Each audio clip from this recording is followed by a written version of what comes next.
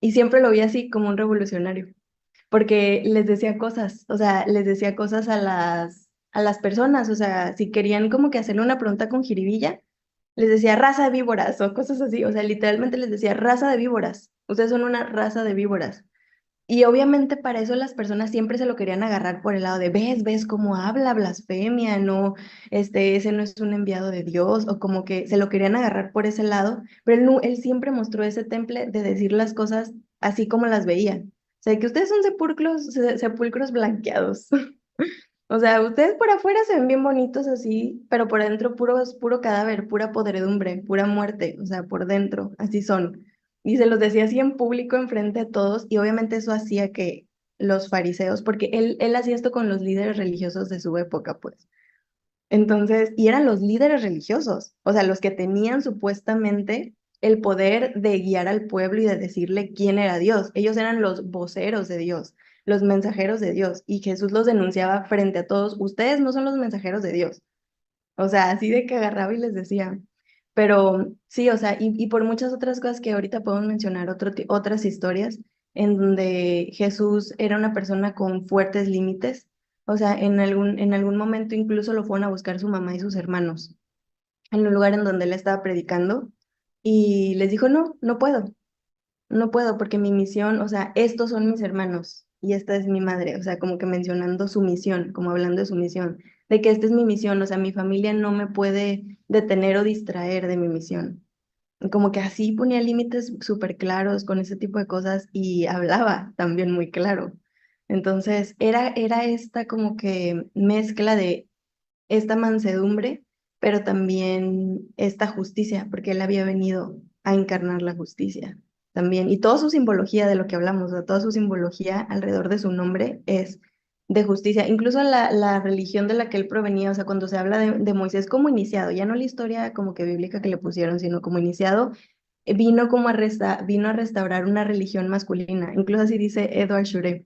Dice, él vino a instaurar la religión masculina y Jesús es un vástago de esa religión, de alguna forma. O sea, él vino a restaurar la religión masculina y dice que con eso él liberó al eterno femenino. Así lo menciona tal claro. Con eso, o sea, Jesús fue como que el redentor de la mujer. Hablando de la mujer como en su posición social, en donde estaba tan oprimida, pero también en la energía femenina, o sea, como que la liberó al establecer orden. Eso fue la libertad.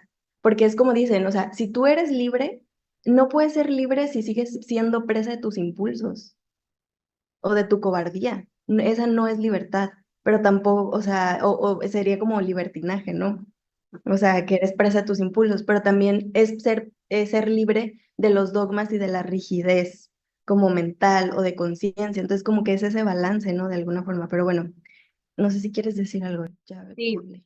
me encanta ese punto que hiciste de cómo él vino a mostrar, o sea, él es un hombre a final de cuentas, o sea, él va a mostrar la cara, sí, el balance femenino y masculino dentro de él, pero él va a venir a mostrar lo que es un padre de luz, o sea, que típicamente hablando un hombre hecho y derecho.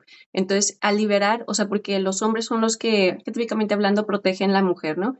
Entonces, al que me digas eso de que viene como a liberar a la mujer, también lo siento como viene a liberar el pueblo de estas falsas, de estos falsos maestros que leen escritura y ni siquiera le entienden. Lizzy, porque este mismo libro que tú leíste, lo leen las mismas personas que lo usan para tener a las personas de que, como un ganado, ¿verdad? De que nada más que me den dinero, que se queden aquí suscritos a mis, no sé, les vendo cursillos de cuarzos o lo que sea, o aquí los tengo en la iglesia no sé cuál, pero el mismo libro, ¿verdad? Hay quien lo usa para ver así, tener estas revelaciones que tú tienes de que oigan, este era un revolucionario, o sea, este era un activista social, este era un hombre que andaba diciéndole a todos de que, así como tú dices, víboras y sepulcros blanqueados y no sé qué, y órale, así.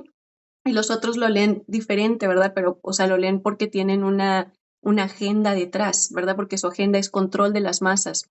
Entonces, un hombre que viene en el nombre de la verdad o de la liberación, pero no libertinaje, ¿verdad? Pero de la liberación del alma, viene a romper esos esquemas para que las personas sean libres de escoger el camino, ¿verdad? Porque algo también que yo siempre he sentido es que Jesús no es el que puso los 10 mandamientos, ese fue Moisés, ¿verdad? Pero Ujú. Jesús no puso como un estigma, un dogma o algo así a seguir, era más como que venía a enseñar virtudes, como que venía a enseñar ser una buena, cómo ser una buena persona, un buen hombre, un buen líder, y se enseña con el ejemplo. Y muchas veces es aventándote tiros con el gobierno literal. O sea, hay que dejar en claro que él falleció en manos del gobierno. O sea, era tan activista social, que literal la política y así los que estaban, o sea, otros de sí, los líderes espirituales de ese entonces eran los que estaban en contra de él.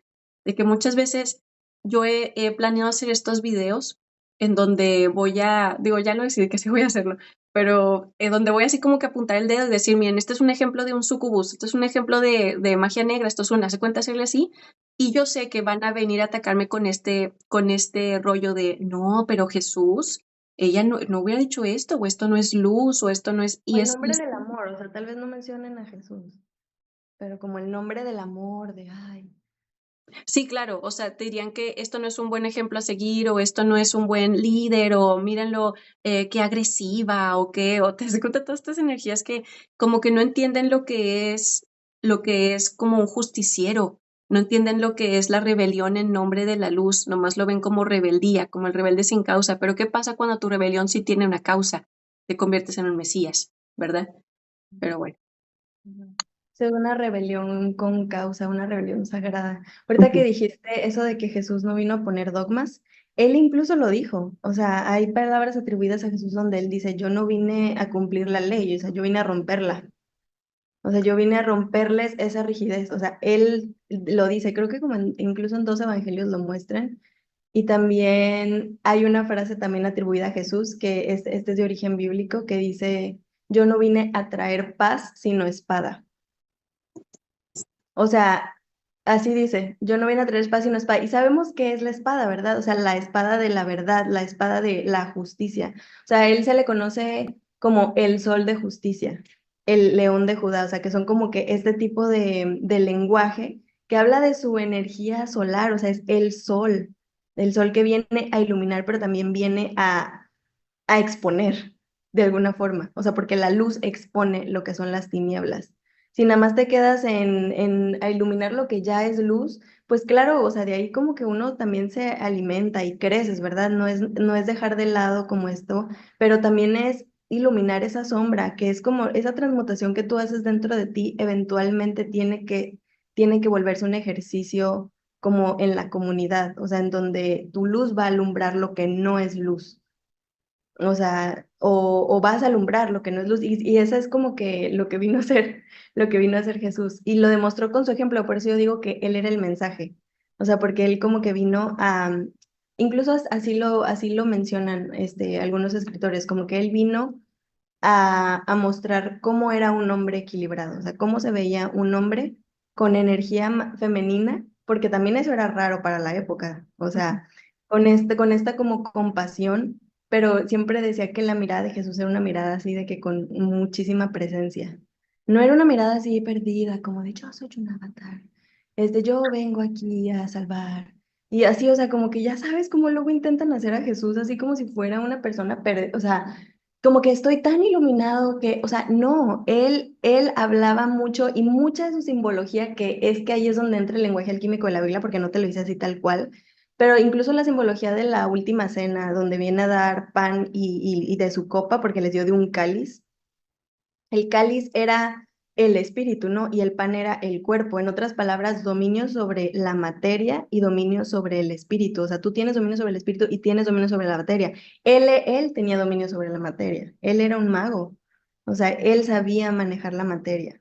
Entonces, como que viene a enseñar eso, pues, o sea, pero también aquí en la materia, pues tenía una misión como de señalar, porque para traer justicia a veces se necesita señalar. Y de que, por cierto, de justicia viene juzgar. He escuchado mucho que dicen de que no es mal juzgar, no hay que juzgar. Y entiendo que lo ven como por el punto de condenar o algo así, pero para mí no hay maldad en eso, al contrario, es parte de lo que hay que hacer aquí en la tierra. O sea, tú juzgas, pones en tu balanza para tener un juicio sobre si eso es algo que tú quieres tener en tu vida o no, sobre si eso es una persona que tú vas a aceptar en tu vida o no, sobre si esa es una enseñanza que tú vas a seguir o no. O sea, tienes que ponerlo en tela de juicio, o sea, juzgarlo, en otras palabras, ¿no? Pero Pero bueno, ya no me acuerdo qué iba a decir. Igual puedes ampliar un poco ahí. Todo en la vida es tomar decisiones. Todo en la vida es, me voy a comer la pizza o me voy a comer la ensalada. Voy a hacer ejercicio o me voy a quedar un ratito a descansar. Voy a viajar a esta ciudad o me voy a quedar en esta. Todo es tomar decisiones. Voy a juntarme con esta persona o mejor no me voy a juntar con nadie ahorita. O voy a meterme a estudiar o voy a meterme a la práctica. Todo es poner cosas en balance y tomar decisiones. Y para eso se necesita un juicio. Y el juicio sano se le llama discernimiento. Entonces, cuando estás juzgando tus acciones aquí en la vida y por ende juzgas también las acciones de los demás para ver si me junto con esa persona o para ver si veo su programa de televisión o para ver si escucho su podcast o lo que sea, es un juicio, ¿verdad? Cuando te impiden, o sea, cuando estás, digo que es una como máquina de propaganda que tienen en donde le están diciendo a las personas que tomar un juicio es malo para que solo acepten lo que sea, o sea, acepten órdenes, ¿verdad? Acepten órdenes que están disfrazadas de amor y disfrazadas de, pero solo son como analgésicos para el dolor, el diálogo que estas personas tienen, ¿verdad? Entonces, pero tener un juicio sano es tener discernimiento. Claro que no se condena, o sea, es diferente juzgar a alguien y decir, este hombre está teniendo unas prácticas muy malas de vida porque todo el tiempo está tomando alcohol y es promiscuo con las mujeres y no es un hombre que le voy a presentar a mi hermana, ¿verdad?